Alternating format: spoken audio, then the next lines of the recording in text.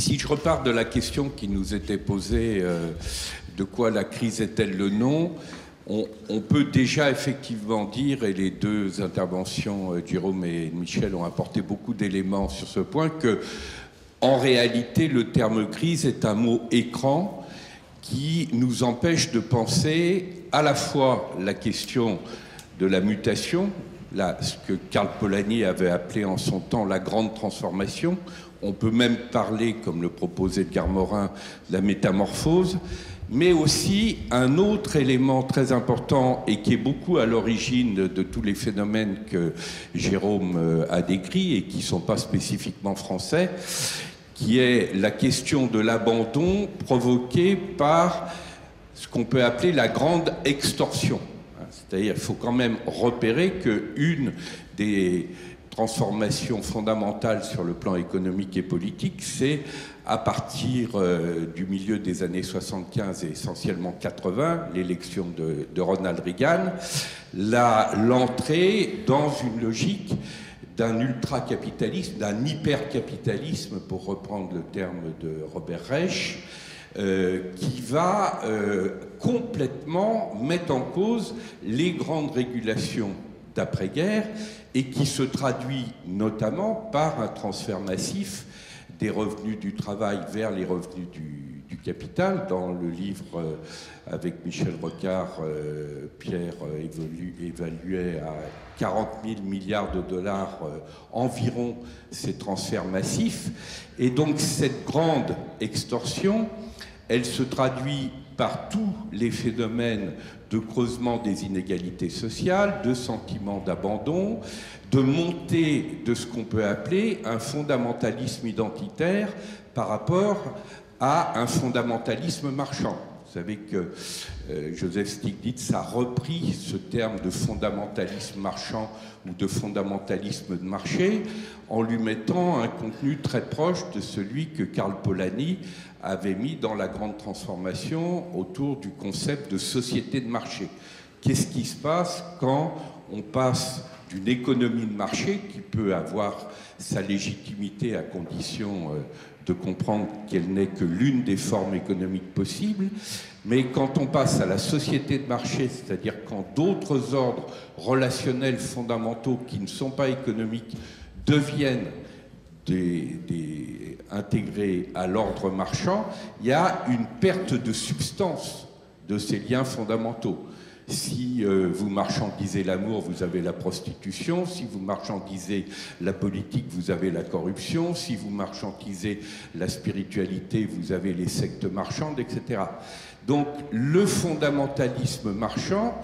il produit deux effets pervers redoutables qui vont ouvrir la voie au fondamentalisme identitaire et qui est que comme deux demandes fondamentales chez les humains, et c'est vrai à titre individuel comme à titre collectif, c'est une demande de reconnaissance et une demande de sens, ben évidemment, la grande question de l'abandon, c'est si je n'ai plus de place et si je suis dans une histoire qui ne fait pas sens, eh ben, n'importe quel démagogue qui s'adresse à moi et qui me propose de reprendre une place dans une histoire qui fait sens, ben, il a évidemment une autoroute devant lui. Ça a été vrai dans les années 30 avec les grands faits totalitaires comme le nazisme, le fascisme, mais c'était le cas aussi avec le phénomène du communisme stalinien. Et c'est ce qui se passe aujourd'hui avec les fondamentalismes identitaires. Dans les fondamentalismes identitaires, il y a des fondamentalismes religieux, mais qui ne sont pas simplement du côté de l'islam. Il y a un fondamentalisme religieux catholique, évangéliste, juif, et il y a des fondamentalismes identitaires non religieux, et d'une certaine façon, le Front National en France est un exemple de fondamentalisme identitaire non religieux. Donc c'est très important de comprendre que il y a un double lien entre la question de la grande mutation et la question de la grande extorsion, et puis la question de ce double fondamentalisme. Parce qu'on ne peut réaliser les potentialités positives de la grande mutation. Michel a commencé à en évoquer certaines. Par exemple, ce que Édouard Glissant appelle la mondialité qu'il oppose à la mondialisation qui n'est que le cachex de la globalisation financière et qui se moque éperdument de la plupart des grandes questions mondiales du devenir de l'humanité, il y a des potentialités créatrices formidables dans la mondialité, opposée à la globalisation financière. Ce sont celles, par exemple, des villes-mondes, la possibilité pour tout être humain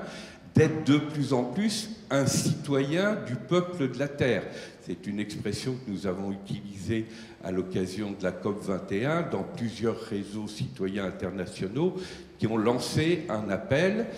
plutôt un serment sur le modèle du serment du jeu de paume, dont le titre est « Citoyens du peuple de la Terre, organisons notre propre pouvoir ». Voilà, la mondialité est potentiellement, et évidemment la mutation informationnelle, les réseaux sociaux, le fait, conformément à ce que Teilhard de Chardin, de façon très anticipatrice, avait appelé la noosphère, le fait que l'humanité devienne un réseau pensant, ça c'est des potentialités positives. Le fait que le travail machine remplace toute une partie du travail humain sous ses formes de dépendance, de pénibilité, etc., est potentiellement en soi une bonne nouvelle, à condition que l'énergie et le temps ainsi libérés, d'abord soient répartis équitablement pour tous, et d'autre part permettent la pleine réalisation de ce que la philosophe Hannah Arendt, dans La condition de l'homme moderne, avait appelé le passage de la logique du travail à la logique de l'œuvre, ou si on veut garder le mot travail, au moins établir la distinction que l'on doit à André Gortz entre travail contraint et travail choisi. Donc il y a plusieurs potentialités positives du côté de la mutation, du côté de la grande transformation, du côté de la métamorphose, mais ces potentialités positives ne sont possibles qu'à condition que la grande extorsion ne vienne pas utiliser les ressources dont on aurait besoin pour réussir la mutation et les canaliser vers une portion infime de l'humanité qui ne sont même pas les 1%, qui sont à peine les 0,1%. Quand on a 67 personnes qui ont les revenus de 3,5 milliards d'êtres humains, ben évidemment, on comprend bien qu'à ce moment-là, non seulement les investissements colossaux, évidemment sur le plan écologique, mais aussi sur le plan social, sur le plan culturel, dont nous aurions besoin pour réussir la mutation, si nous ne les avons pas, on a l'effet inverse, c'est-à-dire la grande extorsion produit les sentiments d'abandon massif et le rapport à ce moment-là entre le fondamentalisme marchand qui va capter l'essentiel des bénéfices des mutations et le fondamentalisme identitaire qui devient le cri privilégié de tous les outsiders, de tous les vaincus de cette perspective du fondamentalisme marchand, sont mis en place. Donc du même coup, et c'est mon troisième point, excusez-moi, je prends un petit peu d'eau.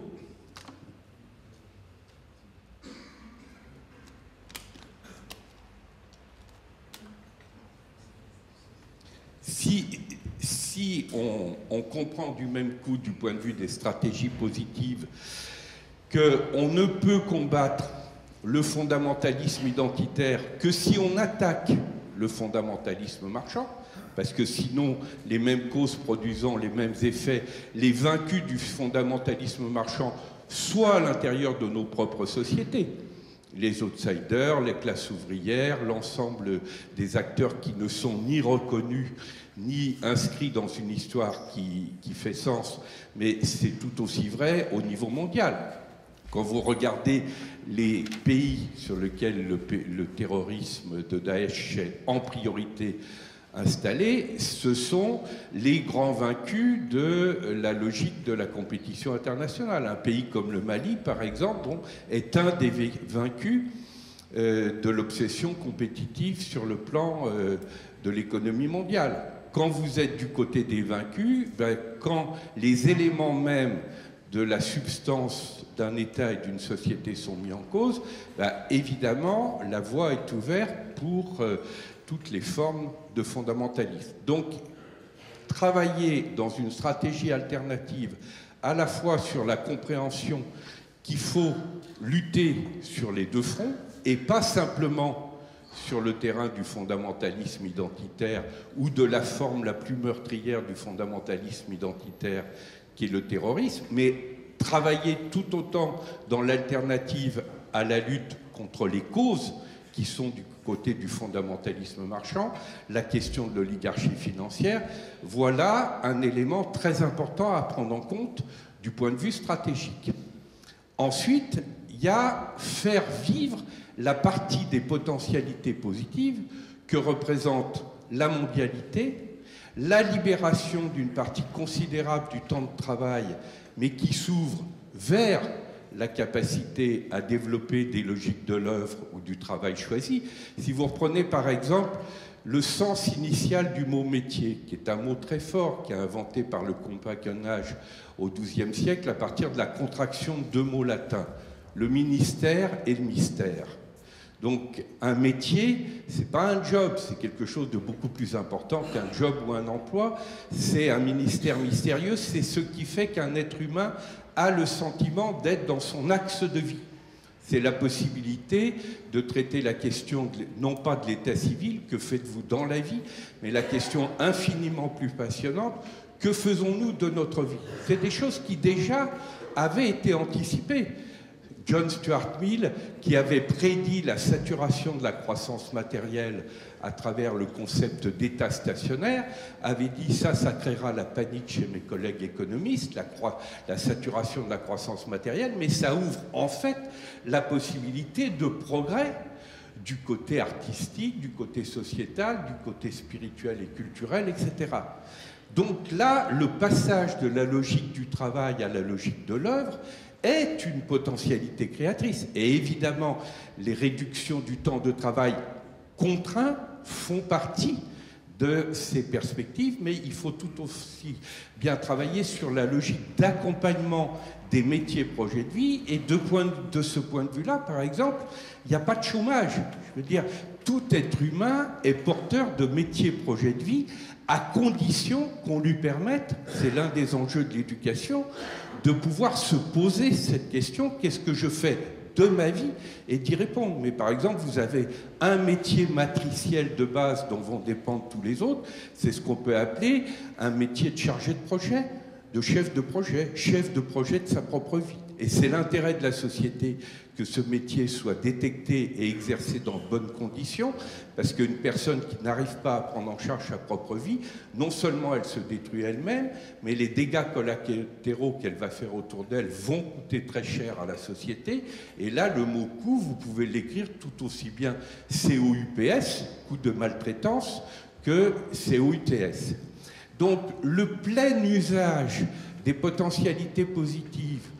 de la mondialité, de la libération du temps de travail, de l'énorme bouleversement des rapports hommes-femmes, qui fait partie des grandes mutations historiques que connaît l'humanité, qui est évidemment très très loin d'être achevée, mais qui joue un rôle tout à fait majeur de l'ensemble des rapports des mœurs. C'est pas par hasard si des questions de société telles que mariage pour tous, etc., prennent aussi une telle importance. Tout ça participe de potentialités positives à condition que les stratégies qui développent ces stratégies positives, c'est ce que le Forum social mondial de Belém avait appelé la transition vers des sociétés du buen vivir, du bien vivre, mobilisent en même temps, grâce à la lutte contre la grande extorsion, les moyens considérables, et y compris les moyens financiers, qui permettent de réussir ces potentialités positives. Alors effectivement, pour accompagner tout ça, on a aussi besoin d'une mutation dans l'ordre politique qui correspond exactement aux deux grandes questions qui viennent d'être posées par Jérôme et Michel, c'est-à-dire la forme politique actuelle ne permet pas, et de lutter contre le fondamentalisme marchand et le fondamentalisme identitaire, et ne permet pas non plus d'exprimer les potentialités positives de la grande mutation que nous vivons. Parce que cette forme est une forme trop pauvre. C'est une forme qui est héritée de combats binaires dans des sociétés peu complexes où le niveau d'alphabétisation était de l'ordre au moins 50% de la population. Et nous avons besoin de ce qu'on est plusieurs à appeler une mutation qualitative de la démocratie, qui tant sur la forme que sur le fond est capable de sortir des logiques binaires et de l'obsession compétitive dans le domaine politique qui produit autant de dégâts que l'obsession compétitive dans le domaine économique. Alors effectivement, pour faire le lien avec la toute dernière partie de ce que disait Michel, par exemple, dans les réseaux qui s'appelaient les États généraux du pouvoir citoyen, on appelle ça maintenant tout simplement pouvoir citoyen, il y en a à peu près une quarantaine de réseaux qui se sont encore réunis récemment. On a travaillé sur la façon d'utiliser comme une opportunité des enjeux de débat comme 2017, en ne réduisant ni à la question présidentielle, il y a aussi les législatives, ni la question politique à la seule question de 2017, mais en voyant comment un moment démocratique de ce type peut être en même temps une opportunité à la fois pour les stratégies de résistance créative que je viens d'évoquer face au double fondamentalisme, mais aussi pour faciliter, accompagner cette mutation qualitative de la démocratie. On va organiser le 10 février ce qu'on a appelé des auditions partagées, où on invite tous les porteurs de ces initiatives. Donc évidemment, notre primaire, Yannick Jadot, qui est un des signataires, nous a dit qu'il serait présent, mais aussi une autre initiative qui a été lancée par Caroline Haas et qui dit cette primaire, on ne se contente pas de la demander, nous allons l'organiser, mais aussi les multiples initiatives citoyennes qui sont fondées principalement sur l'idée que, tant sur la forme que sur le fond, on ne peut pas poursuivre uniquement la modalité politique classique. Et on propose ces auditions partagées de façon à travailler à la fois sur les convergences, parce qu'il y a énormément d'initiatives, et si il y en a trop, elles risquent de se neutraliser mutuellement, travailler sur leur convergence et repérer en même temps comment leurs points de désaccord, leurs points de divergence peuvent être considérés comme des opportunités positives, construire ce que l'on appelle des désaccords féconds. Alors, si on utilise positivement le moment du débat autour de 2017 pour aller à la fois vers cette stratégie de pleine humanité alternative au fondamentalisme et en même temps de mutation qualitative de la démocratie, alors là, pour le coup, on est vraiment du côté des forces de vie, on est vraiment du côté de l'Éros face à Thanatos. Je prépare le terrain pour Roland tout à l'heure, et c'est ce que j'appelle la stratégie érotique mondiale.